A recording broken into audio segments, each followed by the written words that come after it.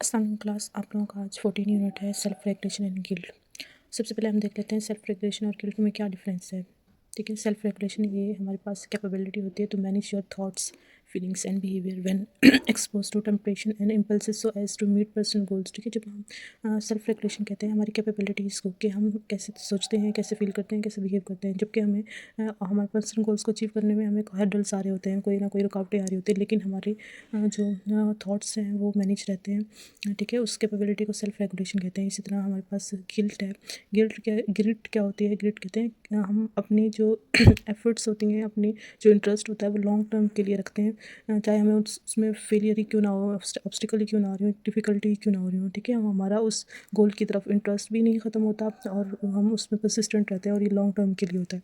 ठीक है, ये दोनों में यही चीज़ कॉमन है कि ये दोनों एक्टिविटीज़ स्ट्रेस कंट्रोल एक्टिविटीज़ होती हैं और टास्क फोकस होती हैं, चाहे वो कितने ही लॉन्ग टर्म के में मतलब लॉन्ग टर्म के लिए होती हैं, और चाहे कितने ऑब्स्टिकल हम फेस कर रहे हों, डिफ़िकल्टीज फेस कर रहे हों, लेकिन हमारे गोल पे उसका कोई असर नहीं पड़ता। ठीक है, और अगर इन दोनों सेल्फ रेगुलेशन और गिल्ट मिल जाती हैं तो वो इंसान के जो गोल्स हैं और उसके ऑब्जेक्टिव हैं उनको अचीव करने में बहुत ज़्यादा हेल्पफुल होती हैं। जो सेटबैक्स होते हैं उनको ओवरकम करती हैं और चैलेंजेस को और सिचुएशन को मतलब अच्छी तरह डील करती हैं। ठीक है, हमारे पास सबसे पहले सेल्फ रेगुलेशन की डेफिनेशन है, कंपोनेंट्स और इम्पैक्ट हैं। जैसे मैंने आप लोगों को पहले बताया, सेल्फ रेगुलेशन जो होता है वो मैनेजिंग पावर होती है हमारे इमोशंस की, थॉट्स की, बिहेवियर की, और ये लॉन्ग टर्म गोल्स होते हैं जो हमारी वेलबींग को मतलब ठीक रखते हैं। और इसके अलावा ये इसके एम्स क्या होते हैं? ये रेगुलेट करती है हमारी इम्पल्सिस को, फोकसिंग अटेंशन और अवॉइडिंग डिस्ट्रैक्शंस। ठीक है, ये हमारे फोकस को इम्प्रूव करती है, हमारे गोल डायरेक्टेड बिहेवियर को इम्प्रूव करती है, और डिस्ट्रैक्शंस जो होते हैं उनको अवॉइड करने में बहुत ज़्यादा हेल्पफुल होती है। ठीक है, हमारा बेसिक फोकस हमारे सिर्फ गोल पर रहता है, उसमें आने वाले हर्डल्स पे नहीं होता जो उसकी रुकावटें बनती है।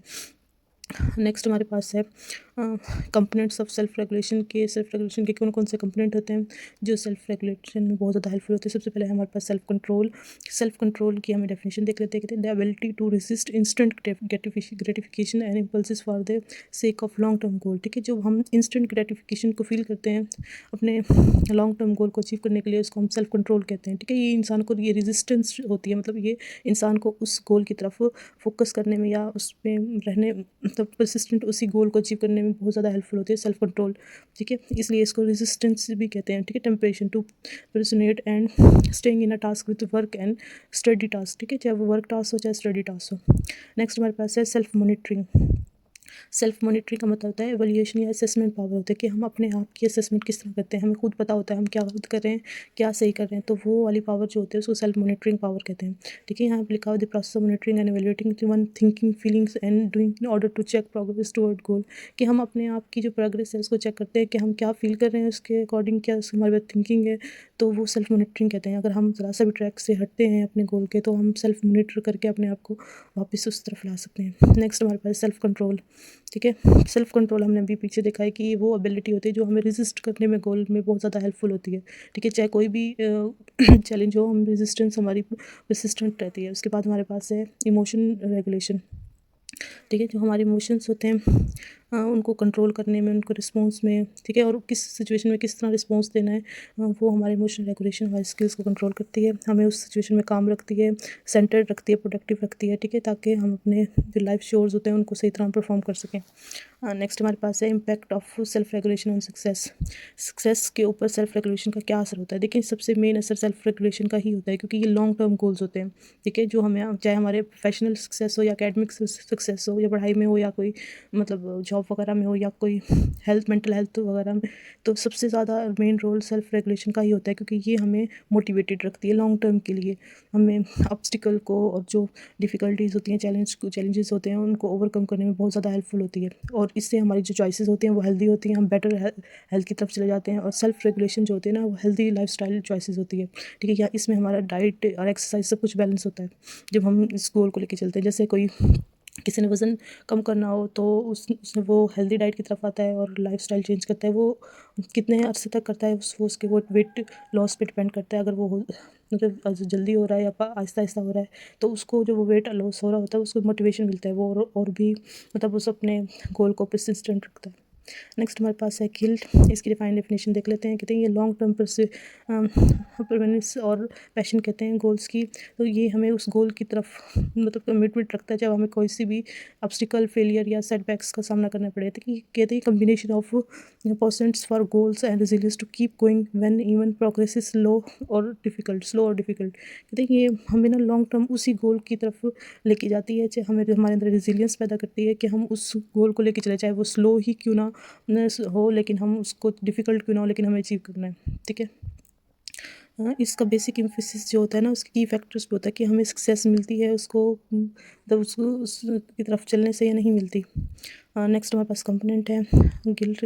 ग्रिड का पहला कंपोनेंट है हमारे पर परसुवेनेस। इसमें कहते हैं कीप मूविंग डिस्पाइट हार्डशिप्स और ऑब्स्टिकल। ठीक है। इसका मतलब है slow and steady wins the race. आप लोगों ने ये एक सुना होगा कि इसमें ना चलते रहना है अपने गोल की तरफ, लेकिन उसकी जो ऑब्स्टिकल हैं, हर्डल्स हैं, उनको इग्नोर करना है। जैसे एक पर्सन है, उसने अपने ऑब्जेक्टिव्स को अचीव करना है। ठीक है। उसने उसके अंदर परसेशन है उस अपने गोल को अचीव करने की, लेकिन वो उसका काम क्या हो रहा है, स्लो हो रहा है। ठीक है। उसकी प्रोग्रेस बिल्कुल स्लो है, लेकिन वो उस प्रोग्रेस को लेके मतलब इस तरह बिहेव नहीं करता कि मेरा काम नहीं हो रहा, लेकिन वो अपने अंदर एक मोटिवेशन रखता है कि स्लो हो रहा है लेकिन एक ना एक दिन कंप्लीट हो जाएगा। उसके बाद हमारे पास है पैशन। ठीक है। जब हमें किसी काम या गोल के लिए पैशनेट होते हैं तो वो अचीव करने में और ज़्यादा आसानी हो जाती है, हम सेल्फ मोटिवेटेड होते हैं। ठीक है। इसी को पैशन कहते हैं, और वो वर्क या वो काम या वो गोल हमारा लॉन्ग टर्म के लिए हमारे साथ होता है। उसके बाद है कंसिस्टेंसी ऑफ इंटरेस्ट। ठीक है। जब हम किसी काम को करने लग जाते हैं, हमारा इंटरेस्ट हो, ओवर द टाइम वो इंटरेस्ट खत्म हो जाता है, तो वो काम हम सही तरह नहीं कर सकते। लेकिन जब हमारा जो इंटरेस्ट होता है वो लॉन्ग टर्म होता है उस काम के लिए या उस गोल के लिए, तो वो हमें उसकी तरफ अटैच रहने में बहुत ज़्यादा हेल्पफुल होता है। चाहे हमारे जो रिजल्ट्स हों, जो मतलब वो बाद में आ रहे हैं, मतलब लॉन्ग टर्म हो, आहिस्ता आहिस्ता अचीव हो रहे हों, तो उस पे हमारी वर्किंग पे उसका कोई असर नहीं पड़ता।